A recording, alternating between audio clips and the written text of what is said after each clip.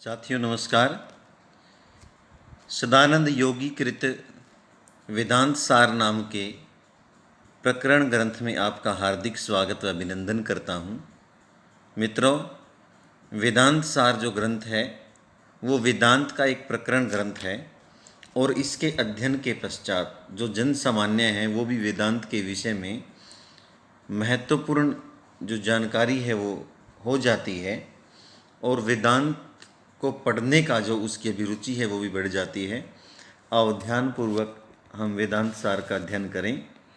अखंडम सचिदानंदम एवांग मनस्य गोचरम आत्मानम अखिल आधारम आश्रय अभिष्ट सिद्धये। जो सदानंद योगी जी हैं उन्होंने सबसे पहले इसका प्रयोजन बताया है कि मैं क्यों इस ग्रंथ की रचना कर रहा हूँ। अखंडम जो अखंड हैं, जिनका जो है विभाजन है वो नहीं हो सकता।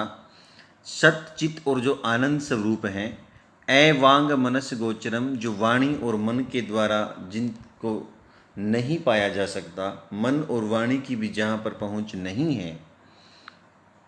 अखिल आधारम जो संपूर्ण जड़ और चेतन के आधार हैं।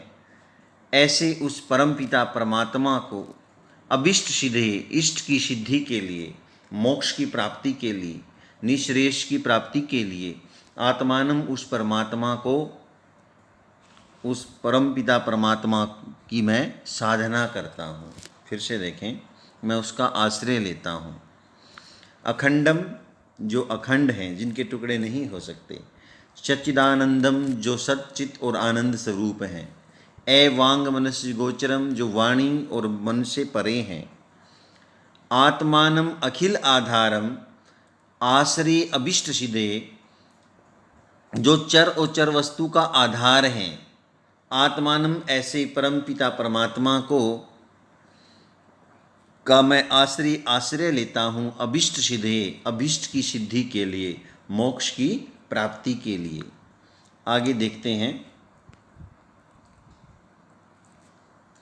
अब जो सदानंद जी हैं वो अपने गुरु को नमस्कार करके, उनके गुरु का नाम ऐदव्यानंद है और वो कहते हैं कि जो उनका ऐदव्यानंद नाम है वो न मात्र अर्थ से भी ऐदव्यानंद है, वो संज्ञा मात्र से ऐदव्यानंद नहीं है। अर्थ तो अपि ऐदव्यानंदम अतीत द्वैत भानतः गुरुन आराध्य वेदांत सारम वक्ष्ये यथामति। अर्थ तो अपि कि वो अर्थ से भी ऐदव्यानंदम ऐदव्यानंद है।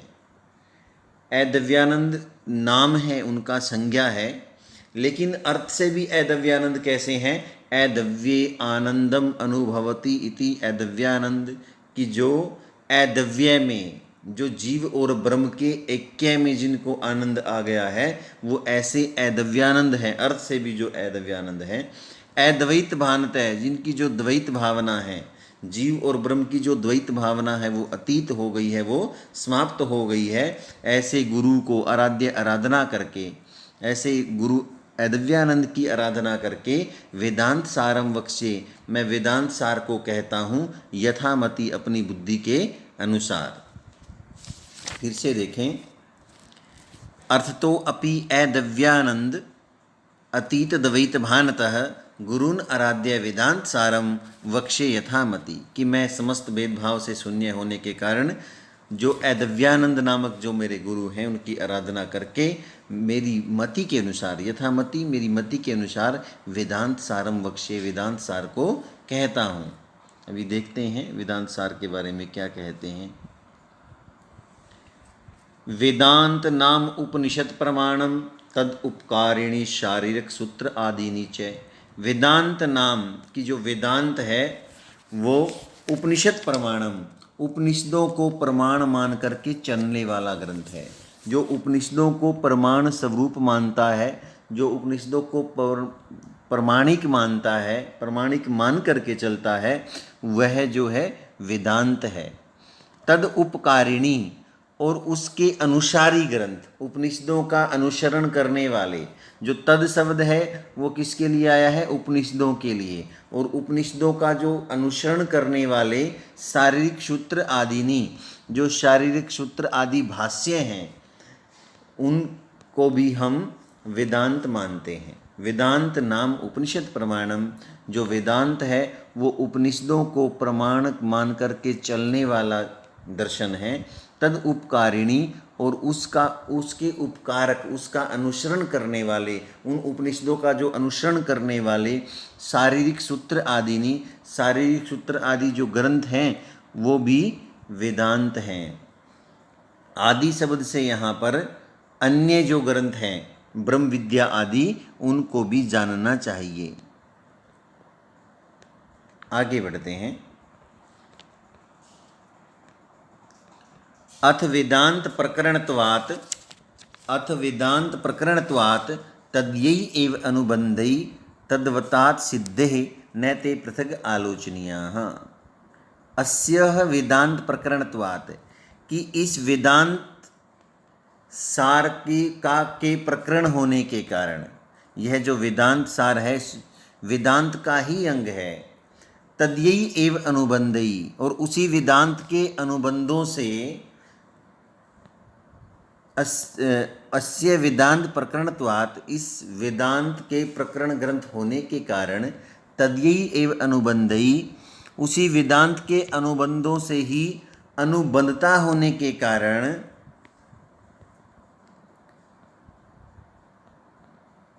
सिद्धे न ते पृथक् आलोचनीयाः, न ते पृथक् आलोचनीयाः, उनका पृथक निर्देश करने की यहाँ अपेक्षा नहीं है। यह जो वेदांत सार है यह वेदांत का ही अंग है, उसी का प्रकरण ग्रंथ है।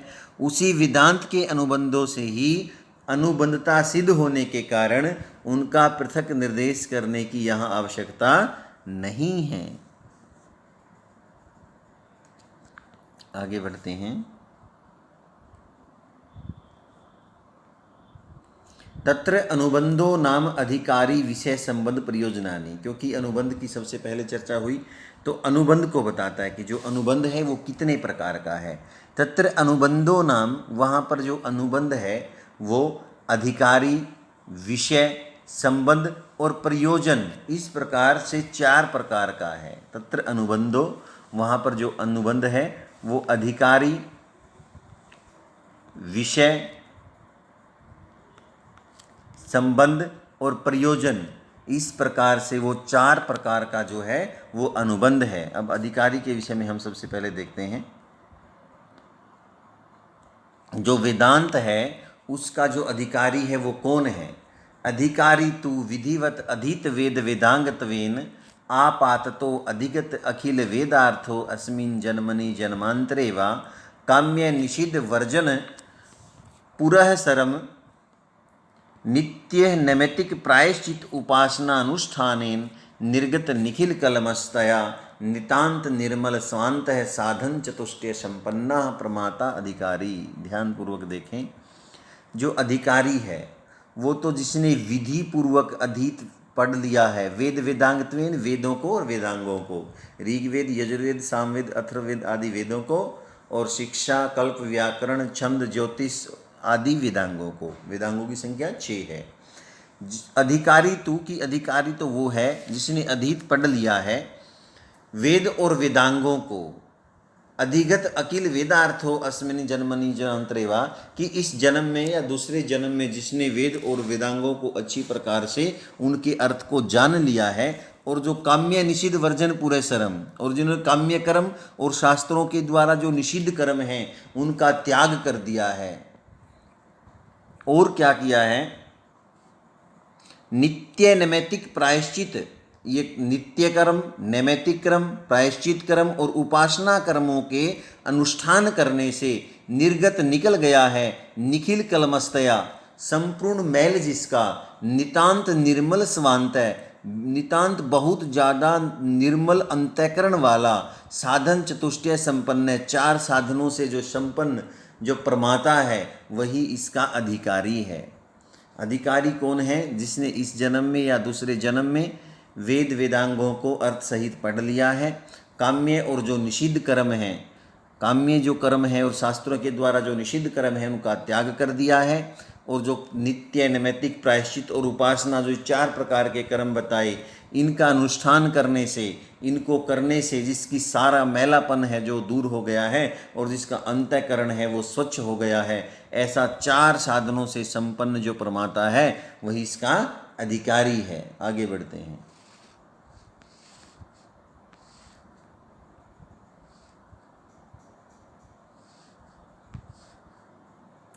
अब जो 4 प्रकार के जो कर्म बताए थे उनकी चर्चा इसने की है। काम्यानि स्वर्ग आदि इष्ट साधनानि, जो काम्य कर्म होते हैं वो कौन से होते हैं? काम्यानि स्वर्ग आदि इष्ट साधनानि ज्योतिष्टोम आदिनी, जो काम्य कर्म होते हैं जो किसी फल के उद्देश्य से किए जाते हैं। काम्यानि, काम्य वो कर्म होते हैं जो किसी फल के उद्देश्य से किए जाते हैं। स्वर्ग आदि इष्ट साधनानि, और ये स्वर्ग आदि इष्ट वस्तुओं को देने वाले होते हैं। ज्योतिष्टोम आदिनी, ज्योतिष्टोम आदि यज्ञ। निषिद्धानि, जो निषिद्ध कर्म होते हैं, निषिद्धानि जो निषिद्ध कर्म होते हैं वो नरक आदि अनिष्ट साधनानि, नरक आदि अनिष्ट वस्तुओं को देने वाले होते हैं। ब्रह्म हनन आदिनी, जैसे ब्रह्म हत्या आदि। नित्यानि, जो नित्य कर्म होते हैं, अकरणे न करने पर प्रत्यवाय साधनानि, हानि करने वाले होते हैं। संध्या वंदन आदिनी, संध्या वंदन आदि। नैमित्तिकानि, जो नैमित्तिक कर्म हैं, जो किसी निमित्त को उद्देश्य करके किए जाते हैं, जो किसी कारण को उद्देश्य करके किए जाते हैं। पुत्र जन्म आदि अनुबंधिनी, पुत्र जन्म आदि के अवसर पर किए जाने वाले। जातिष्ठीय आदिनी, जातिष्ठीय आदि यज्ञ। प्रायश्चितानि, जो प्रायश्चित कर्म होते हैं वो पाप अक्षय मात्र साधनानि, वो पाप को में अक्षय करने वाले होते हैं, पाप में कमी करने वाले होते हैं। जैसे चांद्रायण आदि व्रत, चांद्रायण आदिनी, चांद्रायण आदि व्रत। उपासनानि, जो उपासना कर्म होते हैं वो सैगुण ब्रह्म विषयक, वो सैगुण जो ब्रह्म है उसके विषय में मानस व्यापार रूपाणी, मानसिक व्यापार स्वरूप होते हैं, जैसे शांडिल्य विद्या आदि। एतेषाम नित्य आदि नाम, जो ये कर्म बताए हैं 4 प्रकार के, इन नित्य आदि कर्मों का, एतेषाम इन नित्य आदि कर्म नाम, नित्य आदि कर्मों का बुद्धि शुद्धि परम प्रयोजनम, जो बुद्धि की शुद्धि करना परम प्रयोजन है। उपासना नाम तो चित्त एकाग्रम, जो उपासना का जो फल है, जो उपासना का जो उद्देश्य है वो तो चित्त की एकाग्रता करना है। तम एतम आत्मानम वेद अनुवचनेन ब्रह्मणा विविदिशन्ति यज्ञेन, ये श्रुति का वाक्य है, ये उदाहरण दिया है इसने। इत्यादि श्रुते तपसा कलमशम हंति, कि तपस्या के द्वारा पाप को नष्ट करता है, ये प्रायश्चित के विषय में स्मृति का उदाहरण दिया है।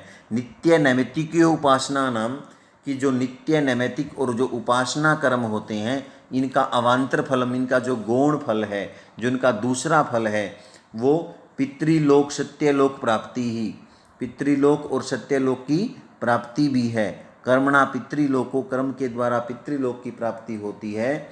विद्या देवलोक है, विद्या के द्वारा देवलोक की प्राप्ति होती है। इत्यादि श्रुते, जो ये बात है ये श्रुति में कही गई है, अर्थात वेदों में कही गई है।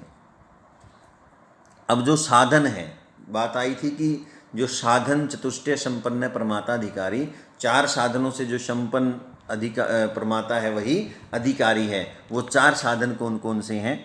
नित्य अनित्य वस्तु विवेक, नित्य और अनित्य वस्तु का विवेक। इह मूत्रार्थ फल भोग विराग, इह यहाँ की अमूत्र दूसरे लोक की के जो फलों के भोग हैं उनमें विराग होना, उनमें आसक्ति का न रहना। शम दम आदि संपत्ति, शम और दम आदि जो 6 प्रकार की संपत्ति है, और मोक्ष, ये 4 प्रकार के साधन हैं। साधन चतुष्टय संपन्न परमात्माधिकारी आया था। तो नित्य नित्य वस्तु का विवेक पहला, यह मूत्रार्थ फल भोग विराग, इस संसार की और परलोक की जो वस्तुएं हैं उनके फल के भोग में अनासक्ति होना, और शम आदि 6 संपत्तियां, और मोक्ष, ये जो 4 हैं ये साधन कहे गए हैं। अब इनके विषय में हम ध्यान से देखते हैं। नित्य अनित्य वस्तु विवेक है तावद, कि नित्य और अनित्य वस्तु का विवेक तो ब्रह्म एवं नित्यम, ब्रह्म ही नित्य है। वस्तु है। ततो अन्यत, उससे जो अन्य वस्तुएं हैं, अखिलम वो सारी, अनित्यम इति वेचनम, अनित्य मानी जानी चाहिए। नित्य अनित्य वस्तु विवेक है कि नित्य और अनित्य वस्तु का विवेक तो है कि तावत ब्रह्म नित्यम वस्तु, ब्रह्म ही नित्य वस्तु है। ततो अन्यत, इससे जो अन्य अखिलम सारी वस्तुएं हैं वो तो अनित्यम इति वेचनम, वो सारी अनित्य हैं, ऐसे हमें सोचना चाहिए। फिर उदाहरण देता है ये, यही का नाम की इस संसार की शरक माला चंदन, शरक माला चंदन आदि विषय भोगा नाम, यहाँ एक वनिता भी था वो उसने छोड़ दिया, इत्यादि विषय भोगों के कर्मजन्यतया, कर्मजन्य होने के कारण अनित्यत्वात्, अनित्य हैं। और अस्मिका नाम अपि, और जो दूसरे लोक की हैं, अमृत आदि विषय भोगा नाम, जो अमृत आदि विषय भोग हैं वो भी अनित्य हैं।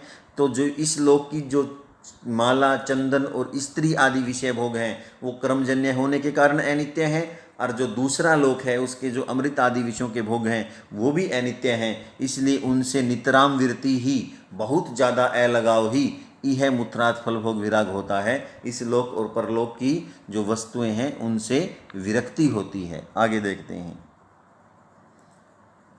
शम दम आदेय, शम दम जो आदि 6 संपत्ति हमने कही थी वो शम दम उपरति तितिक्षा समाधान और श्रद्धा हैं। अब इनके विषय में अलग अलग देखते हैं।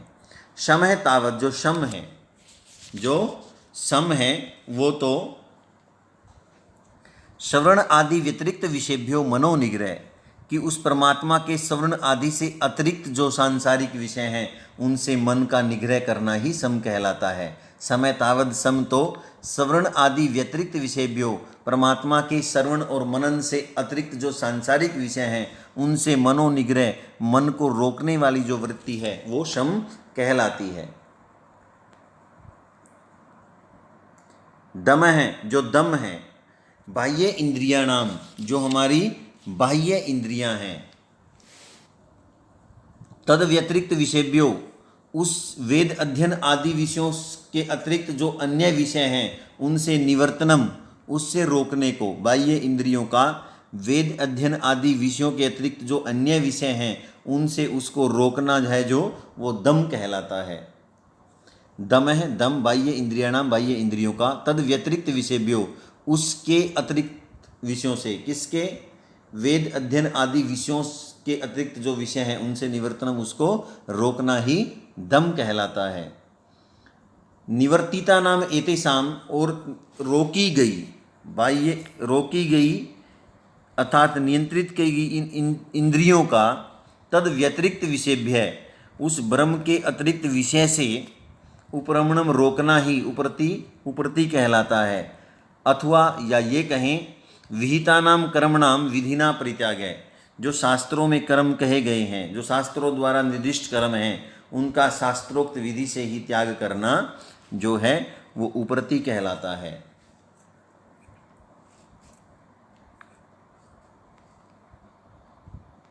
तितिक्षा, शीत उष्ण आदि सहिष्णुता, की सर्दी और गर्मी आदि जो द्वंद्व हैं, शीत उष्ण आदि द्वंद्व सहिष्णुता, की जो सर्दी और गर्मी आदि जो द्वंद्व हैं, सुख दुख, ज्ञान अज्ञान, धूप छाया, ये जो द्वंद्व हैं इनको सहन करने की जो शक्ति है वो क्या कहलाती है, तितिक्षा कहलाती है। निगृतस्य मन से, कि वश में किए गए मन का, श्रवण आदौ, श्रवण मनन आदि में, उस परमात्मा के श्रवण मनन आदि में, तद अनुगुण विषय और उसके अनुरूप विषयों में समाधान में लगाना ही समाधि कहलाता है।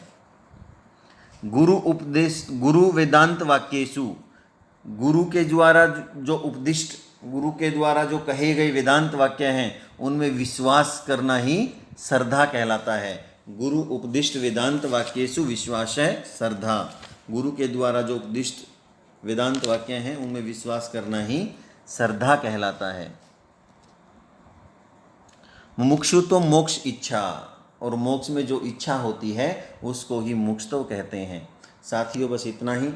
अगर आपको ये अच्छी लगे तो चैनल को सब्सक्राइब अवश्य करें। धन्यवाद।